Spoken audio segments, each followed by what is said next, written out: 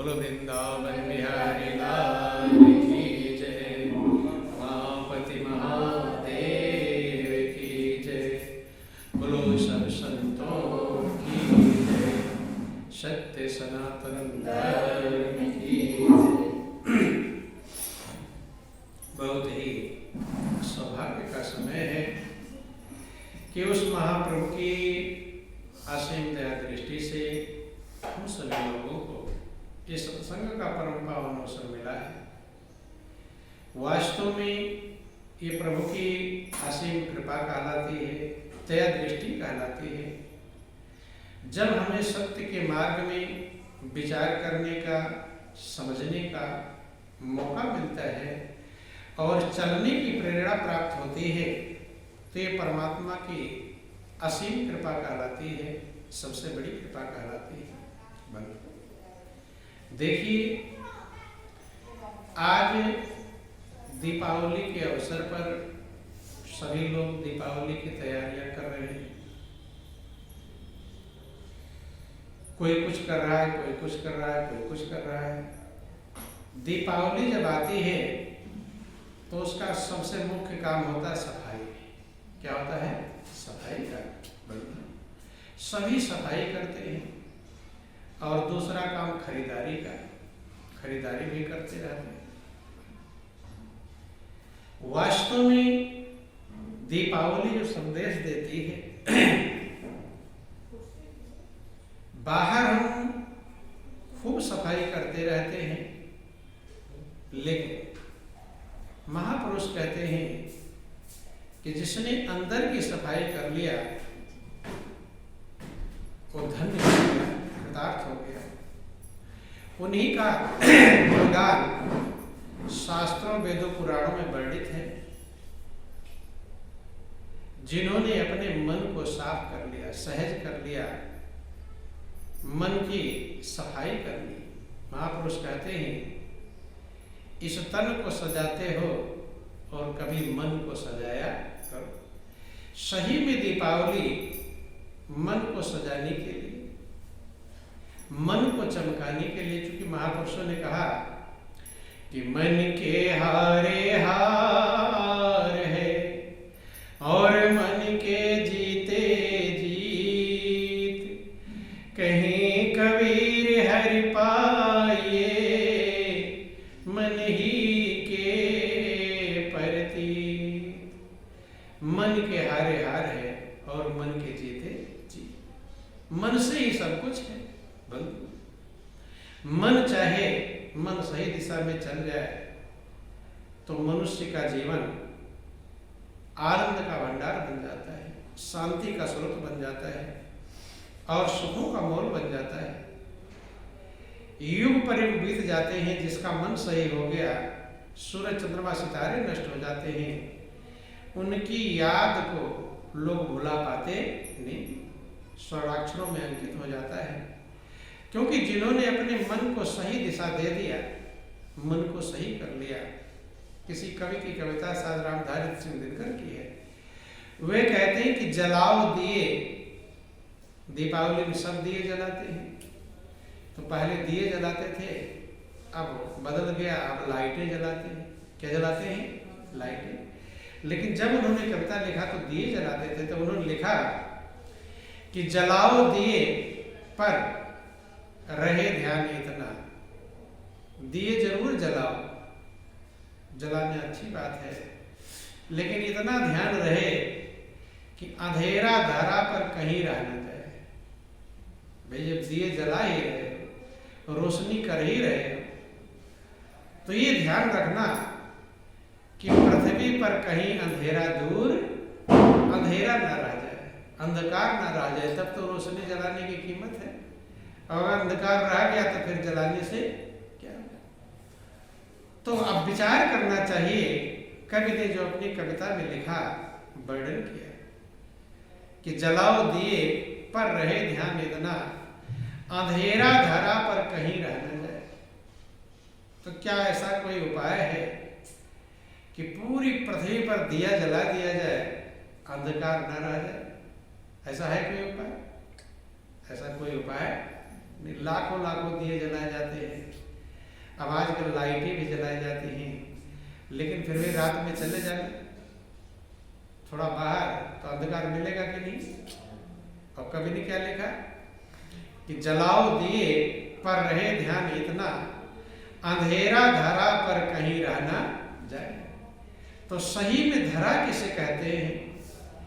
जो आपको धारण करता है। एक धरा है पृथ्वी, क्या है? पृथ्वी। और दूसरा धरा है परमात्मा, जो आपको धारण करता है। और वो परमात्मा जहां रहता है वो हृदय ही धरा कहलाता है। क्या कहलाता है? हृदय ही धरा कहलाता है। तो कहते हैं हृदय रूपी धरा पर दीपक जलाओ, ताकि हृदय रूपी धरा पर कहीं अंधकार न रहे। हृदय का अंधकार तो खत्म हो सकता है, लेकिन इस पृथ्वी का अंधकार खत्म नहीं हो सकता। हृदय की जो अज्ञानता है वो खत्म हो सकती है। तो कहते हैं कि जलाओ दिए पर रहे ध्यान इतना, अंधेरा धरा पर कहीं रहना जाए। कहते हैं कि लगे रोशनी की झड़ी झूम ऐसी, उषा की गली में तिमिर रहा हो। ऐसी रोशनी जगमगा लो अपने हृदय में, ज्ञान की रोशनी। इसी ज्ञान की रोशनी को जगाने के लिए भगवान कृष्ण ने अर्जुन को सलाह दिया था। कहते अर्जुन, जो हृदय में मेरा स्वरूप है वो ज्योतियों का ज्योति है। क्या है वो? ज्योतियों का ज्योति। गीता अध्याय 13 श्लोक 17 में समझाते हैं कि ज्योतिषाम तत् ज्योति तमसा परमोच्यते, ज्ञानम ज्ञेयं ज्ञानगम्यं हृदय सर्वष्टविष्ठितम्। कहते हैं कि हे अर्जुन, जो तू मुझे 5 तत्वों के शरीर को समझ रहा है, चमड़े हड्डी मांस के शरीर को समझ रहा है, यही कृष्ण है। वो वास्तव में ये 5 तत्व और 3 गुणों का बना हुआ अष्टात्म का शरीर है। शरीर नाशवान है, लेकिन मैं अविनाशी हूं। मेरा जो अविनाशी स्वरूप है वो ज्योत शांत ज्योति। कहते हैं कि वो ज्योतियों का भी ज्योति है। जितने संसार में ज्योति देने वाली चीजें हैं, भगवान कृष्ण कहते हैं उनकी ज्योति परमात्मा है। सूरज है, चंद्रमा, जैसे आपको रोशनी मिलती है, ज्योत मिलती है, सूरज, चंद्रमा, सितारे, अग्नि, बिजली, जिनसे जिनसे हम रोशनी प्राप्त करते हैं। तो भगवान कृष्ण ज्योत शाम तत् ज्योति, वो आत्मस्वरूप जो ज्योति है वो ज्योतियों का भी ज्योति है। तमसा परमुच्यते,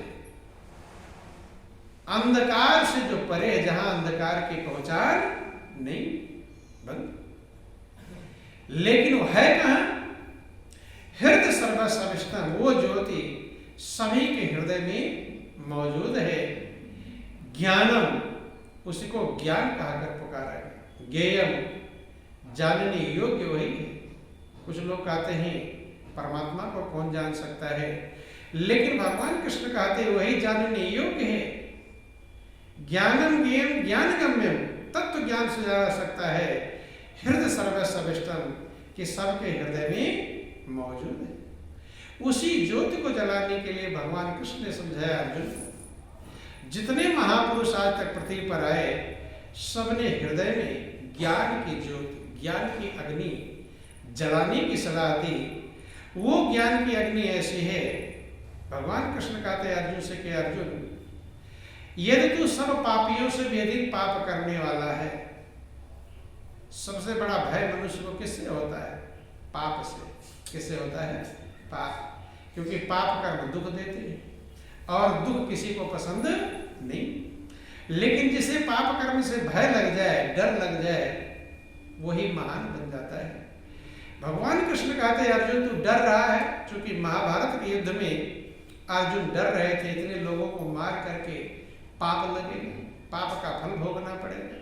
बंधु, भगवान कृष्ण कहते हैं जो तू पाप से डर रहा है, तो कहते हैं अर्जुन, चाहे तू सब पापियों से ज्यादा पाप करने वाला है, लेकिन फिर भी ज्ञान की जो नौका है निसंदेह पाप समुद्र से पार कर देगी। कहते हैं कि हे अर्जुन, जैसे प्रज्वलित हुई अग्नि ईंधनों को भस्म में कर देती है, ऐसे ज्ञान की अग्नि हमारे कर्मों को जलाकर राख कर दे। बंधु, गौर करना, विचार करना, उसी के लिए रामधारी सिंह दिनकर ने लिखा कि जलाओ दिए पर रहे ध्यान इतना, अंधेरा धरा पर कहीं रहना जाए।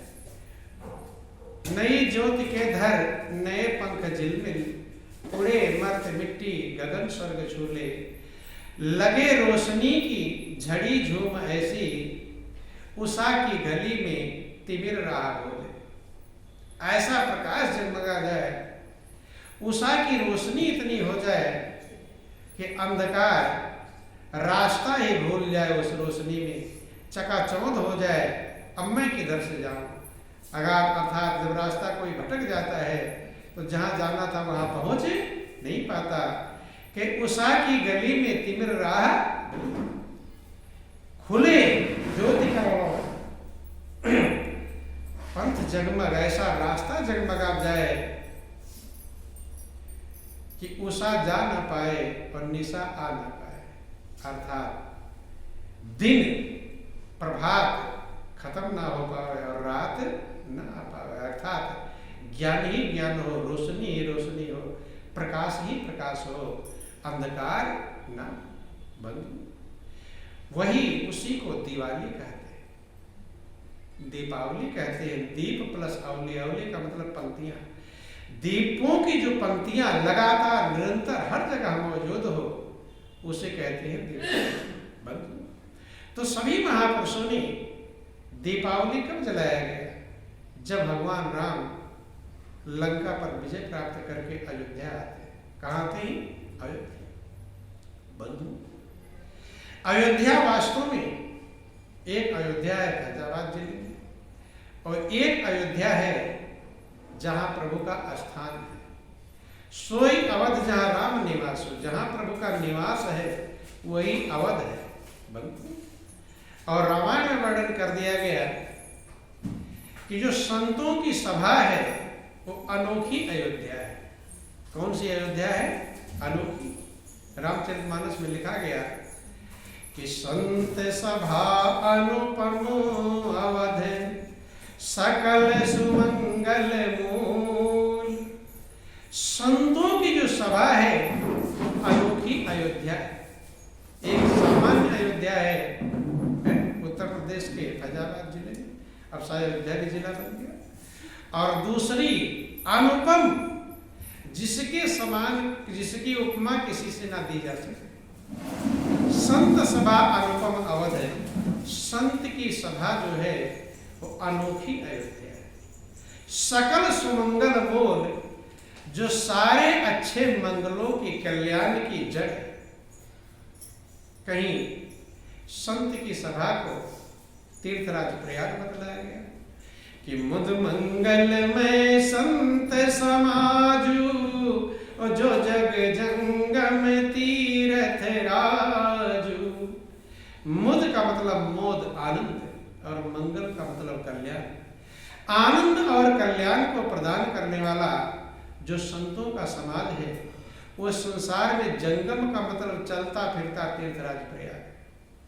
तो कहीं संतों के समाज को तीर्थराज प्रयाग कहकर पुकारा गया, कहीं संत के समाज को संत सभा अनुपम अवध, सकल सुमंगल मूल। संत की सभा अनोखी अयोध्या है बंधु।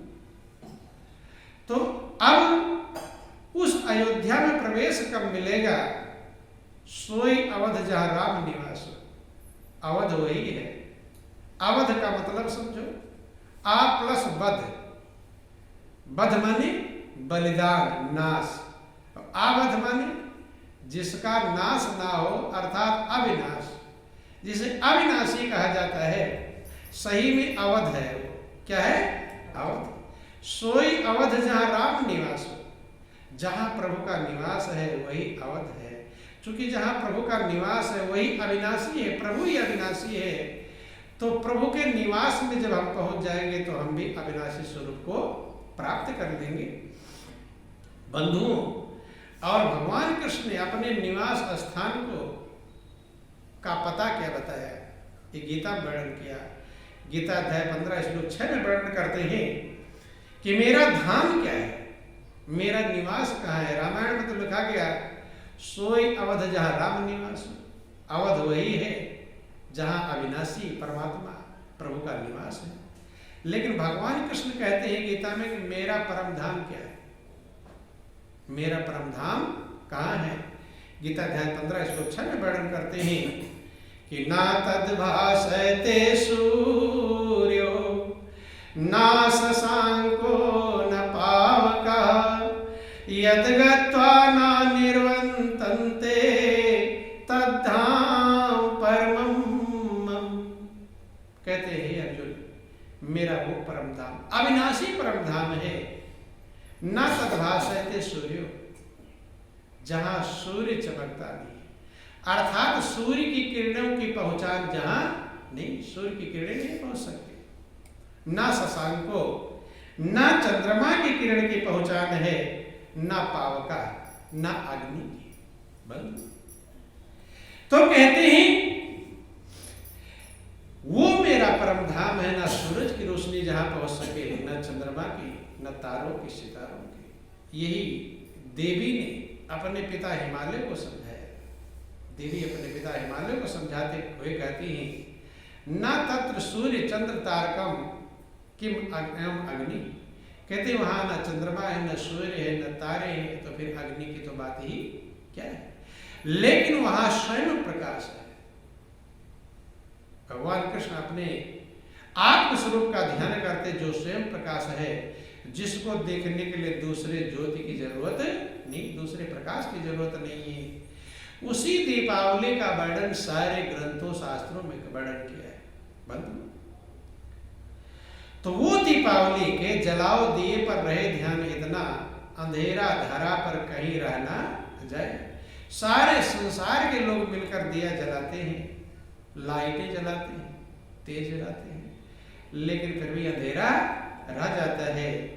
लेकिन हृदय रूपी धरातल पर जब ज्ञान का दीपक जलता है तो वहां अज्ञान का अंधकार नहीं रह जाता है। सही दीपावली वो दीपावली जिसने भी जलाया उसके विकार खत्म हो गए, नष्ट हो गए, गायब हो गए। जैसे जब सूरज निकलता है तो अंधकार नहीं रहता, ऐसे ही जब ज्ञान की दीपावली जलती है तो अज्ञान का अंधकार रहता नहीं। बल्कि ज्ञान की दीपावली वो है जो सबके हृदय में निरंतर जगमगा रही है। लेकिन जीव अज्ञान के अंधकार में भटकता रहता है, घूमता रहता है, भटकता रहता है, परेशान होता रहता है, बेचैन होता रहता है। प्रभु ने हमारे पास दोनों चीजें दिया है। ध्यान देना, बोलो वृंदावन बिहारी लाल की जय, उमापति महादेव की जय। कि जड़ चेतन गुण दोष में पेश कीन करता, संत हंस गुण गाई परिहरि वारि विकार। तो कहते हैं कि परमात्मा ने इस संसार को गुण और दोषों से युक्त किया है। कोई भी ऐसी चीज नहीं जिसमें गुण ही गुण हो, अवगुण न हो, और ऐसा भी कोई चीज नहीं जिसमें अवगुण ही अवगुण हो और गुण न। दोनों चीजें मौजूद हैं और हम सब में भी वही चीजें मौजूद हैं। देखो, ध्यान देना, कभी कभी आप किसी कमरे में जाकर अकेले बंद हो जाते हैं, कमरे का दरवाजा बंद कर लेते हैं, तो आपके साथ में वहां कोई रहता है? अकेले रहते। लेकिन फिर भी आपके जो साथ में अच्छाई है और बुराई है, वो दोनों चीजें दरवाजे के बाहर नहीं रोक पाएंगे, रोक पाते हैं? आप जब कमरे में जाते हैं तो आपके साथ काम, क्रोध, लोभ, मोह, अहंकार ये सब चले जाते हैं। चले जाते हैं कि नहीं चले जाते? या बाहर रुक पाते हैं? ये रुक पाते नहीं, साथ ही जाते हैं। हो सकता है आपसे पहले पहुंच जाए, आप बाद में दरवाजे में प्रवेश करते हो। तो हमारे विकार हमारे साथ रहते हैं तो हमारी अच्छाई भी हमारे साथ रहती है, नहीं रहती। दोनों चीजें साथ ही रहती हैं, साथ साथ चलती रहती हैं। अब गुण और दोष जो दोनों सबके अंदर मौजूद है, एक सुमति है और एक कुमति है। दो प्रकार की मति माने बुद्धि, दो प्रकार के विचार होता है, बुद्धि होता है। अच्छे जो विचार हैं उसे सुमति कहते हैं और बुरे जो विचार हैं उन्हें कुमति कहकर पुकारते हैं। रामायण में लिखा गया कि सुमति कुमति सबके उरि राही, और वेद पुराण संत ऐसे कहाई। सबके हृदय में सुमत भी है और कुमत भी है, और आप अपने हृदय को टटोल भी सकते हैं। ये प्रैक्टिकल जो महापुरुष कहते हैं उसका प्रैक्टिकल आप अनुभव कर सकते हैं। अपने हृदय को देखना, कभी कभी आपके अंदर खूब अच्छे अच्छे विचार आते कि नहीं आते? अभी अच्छा करूंगा, अभी अच्छा करूंगा, अभी अच्छा करूंगा। और कभी उल्टे विचार भी आ जाते हैं। कभी कभी ऐसे विचार आ जाते हैं जिसकी आप कल्पना भी नहीं कर सकते, जिसके सोच भी नहीं सकते। क्योंकि महापुरुष कहते हैं नहीं है मन का कोई ठिकाना, और घड़ी में कुछ है, घड़ी में कुछ है। ये मन एक सेकंड में अच्छी दिशा में जाता है, फिर उल्टी दिशा में। कभी तो है ये गगन में चढ़ता और कभी है पाताल में उतरता।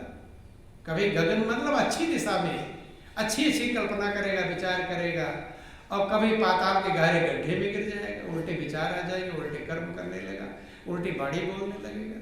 बंद। तो महापुरुष कहते हैं कि सुमति कुमति सबके उर राही, वेद पुराण संत ऐसे कहानी। अब अंतर क्या है सुमति और कुमति का? कि जहां सुमति ता संपत्ति नाना, और जहां कुमति ता विपत्ति निधाना। कहते जहां सुमति, जिस समाज में सुमति होगी उस समाज के लोग खुशहाल होंगे, और जिसमें कुमति होगी उस समाज के लोग बेचैन। कभी कभी कहते नहीं कि मोहल्ला बहुत खराब है, कहते कि नहीं कहते? क्यों? क्यों? कुमति है लोगों के अंदर, लड़ाई झगड़ा मारपीट गाली गलौज, शराब की बोतलें चल। जिस परिवार में सुमति होगी वो परिवार खुशहाल होगा, और परिवार में अगर कुमति होगी तो परिवार बेचैन। कभी कभी आप देखते हैं कि घर में एक ही व्यक्ति उल्टा बन जाए और सब सही हो, तो सब मिलकर एक को सही नहीं कर पाएंगे, एक मिलकर सबको परेशान कर देगा। अकेला कर देगा नहीं, एक ही सबको परेशान करने के लिए काफी है कुमति। महापुरुष कहते हैं तो जहां सुमति तहां संपत्ति नाना, और जहां कुमति तहां विपत्ति निधान। वही हाल हृदय में भी है। जिसके हृदय में सुमति होगी वो शांत, आनंदमंद, खुशहाल, प्रसन्न रहेगा, और जिसके मन में कुमति होगी वो खुद भी बेचैन रहेगा, और जैसा आप रहेंगे वैसे दूसरे को देंगे। अगर आप खुद आपके अंदर सुमति रहेगी, खुशहाल रहेंगे, दूसरे खुशहाल ही देंगे, और खुद बेचैन रहेंगे तो दूसरे को बेचैनी ही प्रदान करेंगे। इसलिए कहा जहां सुमति तहां संपत्ति नाना, और जहां कुमति तहां विपत्ति निधाना। इसलिए शुरू हृदय से होता है। कहां से होता है? हृदय से, मन से। इसलिए जितने महापुरुष आज तक पृथ्वी पर आए सबने मन को सही करने के लिए कहा, वहीं से शुरू होगा। क्योंकि हर काम से पहले विचार उत्पन्न होता है। क्या उत्पन्न होता है? विचार। जैसे आप सत्संग में आए तो विचार पहले उत्पन्न हुआ होगा, विचार के बाद ही हम वाणी बोलते हैं, विचार के बाद ही कर्म करते हैं। वो विचार हृदय के तल पर उत्पन्न होता है। और विचार कैसे उत्पन्न होंगे? जैसा आपका हृदय होगा। नहीं समझ में? जैसे पानी कहीं महकने वाला पानी डाल दो तो उसमें भाप की तरंगे कैसे निकलेंगी? महक निकलेगा। अब बदबू वाला पानी कहीं रखा हो, उसका ढक्कन खोल दो, बदबू निकलेगा। ऐसे हमारे हृदय में जो रहता है, ध्यान देना, वही विचार बनकर निकलता है। क्या बनकर निकलता है? विचार। इसलिए जब हृदय का परिवर्तन होता है तो विचार भी बदल जाता है और कर्म भी बदल जाता है। ये जो जिंदगी हमें मिली है हृदय को बदलने के लिए मिला है। और आप तमाम कहानियां सुनते रहते हैं। रत्नाकर जैसे खूंखार डाकुओं का हृदय कैसा था? पहले लूट मार करने वाला, गला काटने वाला हृदय था। तो वही बाड़ी निकलती थी, वही कर्म करता था। लेकिन संत की जब संगत मिली तो उन्होंने हृदय का परिवर्तन किया। उसके किसका बदलाव किया? हृदय। जब हृदय का परिवर्तन हुआ तो हृदय बदल गया, तब बाड़ी कैसे निकलने लगी? बाड़ी बदले कि नहीं बदली? सबसे पहले कवि हुए महर्षि वाल्मीकि। कौन हुए? महर्षि वाल्मीकि। क्रौंच एक पक्षी होते हैं। कहीं नदी किनारे महर्षि वाल्मीकि जा रहे थे, एक बहेलिया क्रौंच के पक्षी पर तीर चला दिया। क्या चला दिया? तीर। दो पक्षी थे, साथ में प्रेम पूर्वक घुल मिल रहे थे। तो जैसे उसने बाण चलाया, एक पक्षी की मृत्यु हो गई उनकी आंखों के सामने। एक पक्षी गिर गया। उनकी अंदर से कविता निकल आई। मां निशा तुम गमा शाश्वती समा यद क्रौंच मिथुनाते गम तुम अवधि करो। कि ऐ बहेलिया, तू कितना बड़ा पापी। हृदय से निकली थी कविता। ये पहली कविता कहलाती है कि क्रौंच के जो जोड़े थे वो प्रेम में मगन हो रहे थे, तुमने एक को उनके प्रेम से वंचित कर दिया, बंद कर दिया। ये सबसे पहली कविता कहलाती है महर्षि वाल्मीकि।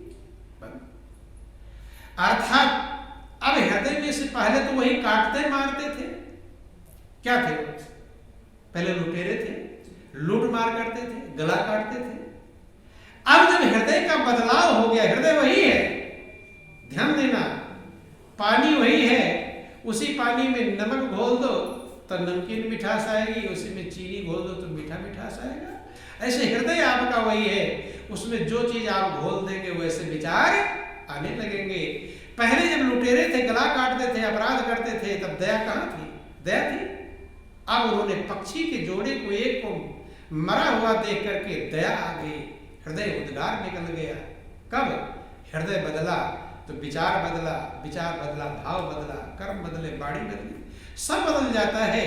इसलिए महापुरुष कहते हैं हृदय को बदलो, मन को बदलो, मन बदलेगा तो सब बदल जाएगा।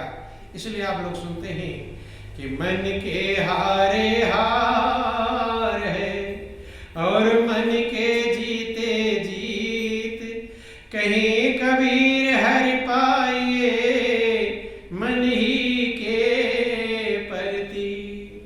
मन के हारे हार है और मन के जीते जीत।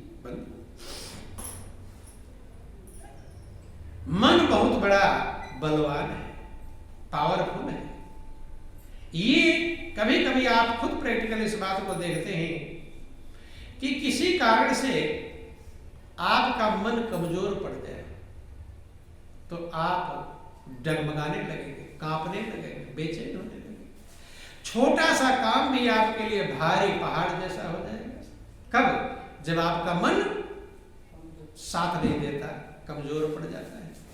और कभी कभी कठिन काम भी आ जाए, लेकिन नहीं, मन में धैर्य रहे, हिम्मत रहे, साहस रहे, तो आप उस कठिन काम को आसानी से पार कर जाते हैं, खिलौने की तरह कर लेते हैं। ठीक यही हाल है हर जगह पर। तो जिन्होंने अपने मन को मजबूत बनाया वही बड़ा काम कर पाए, और जिनका मन कमजोर है वो बड़ा काम कर पाए नहीं। मन को महान जिन्होंने बनाया, और मन का महान बनेगा जब हमारे हृदय की विचार तरंगे महान होगी। हृदय महान बनेगा तो मन अपने आप महान बन जाएगा, कार्य करने लगेगा। इसलिए हम सभी लोगों को ये मौके बार बार आते हैं, जैसे दीपावली आई हुई इस समय, तो ये किसी को समझाने की जरूरत नहीं होती कि सफाई करनी है दीपावली में, जरूरत पड़ती है, आदत बन गई है सफाई की, है? और फिर देखा देखी भी कर लेते हैं, नहीं कर लेते, दूसरे को देख करके भी कर लेते हैं, सफाई सभी करते हैं। अब कल धनतेरस था तो नहीं भी मन होगा खरीदने का तो भी कुछ ना कुछ सामान खरीद लेते हैं, ले आते हैं। क्यों? क्योंकि इसकी आदत बन गई है। क्या बन गई है? आदत। जिस चीज की आदत बन जाती है वो मन को ना होते हुए भी, जरूरत ना होते हुए भी हम कर लेते हैं। क्या होता है? कर लेते हैं। तमाम चीजों का आदत। शराबी को शराब की आदत है तो चाहे कुछ भी कर लेना पड़े, लेकिन गहने बेच लेना पड़े, कुछ भी बेच देता है। आदत। तो जैसे जिस कर्म की हमें आदत बन जाती है वो ना चाहते हुए भी हमारी आदत हमें करा लेती है। ऐसे हमारे अंदर अगर अच्छे कर्म की आदत बन जाए तो कभी ना भी मन कहेगा तो आप फिर भी अच्छा कर्म कर लेंगे, लेकिन आदत में आ जाए। क्योंकि और आदत में कब आएगा? जब हम किसी चीज का अभ्यास करेंगे। क्या करेंगे? अभ्यास। प्रैक्टिस मेक्स ए मन परफेक्ट। अभ्यास ही मनुष्य को पूर्ण बनाता है। आप बहुत चीजों में योग्य बने हैं। अपने आप से पूछिए आप कि हर व्यक्ति किसी ना किसी चीज में योग्य होगा। योग्य है कि नहीं? कुछ लोग खाना बनाने में योग्य होंगे, कुछ लोग सामान खरीदने में योग्य होंगे, कुछ लोग बात करने में योग्य होंगे। अपनी बात झूठी को सही कर देंगे, दूसरे को सही को झूठा बना देंगे। बात में योग्य होते हैं कि नहीं? बातों में भी योग्य होते हैं लोग। बोलो वृंदावन विहारी। कभी कभी हम देखते हैं जो सही है वो बात करने अगर नहीं जानता है और झूठा वाला अगर बात करने जानता है तो सही वाले की बात को वो झूठा कर देगा। कौन? बात करने वाला। नहीं समझ में? अपनी झूठी को सही कर देगा और दूसरे का सही को झूठा। तो बात करने की भी योग्यता होती है। बंद। अपनी झूठ को ऐसे दम से कहेंगे और झूठ वाले यार चिल्ला कर कहते हैं, नहीं कहते, ताकि कोई ना जान पाए कि मैं झूठ बोल रहा हूं। तो ध्यान देना, हर योग्यता किसी न किसी सबके अंदर कोई ना कोई ऐसा नहीं होगा जिसके अंदर कोई योग्यता ना हो। ऐसा है कोई? सबके अंदर कोई ना किसी को हंसने की योग्यता होती है, वो भी योग्यता है। बंद। लेकिन महापुरुष कहते हैं एक योग्यता जिसके अंदर आ जाए वो सबसे महान, वो गुणवान है।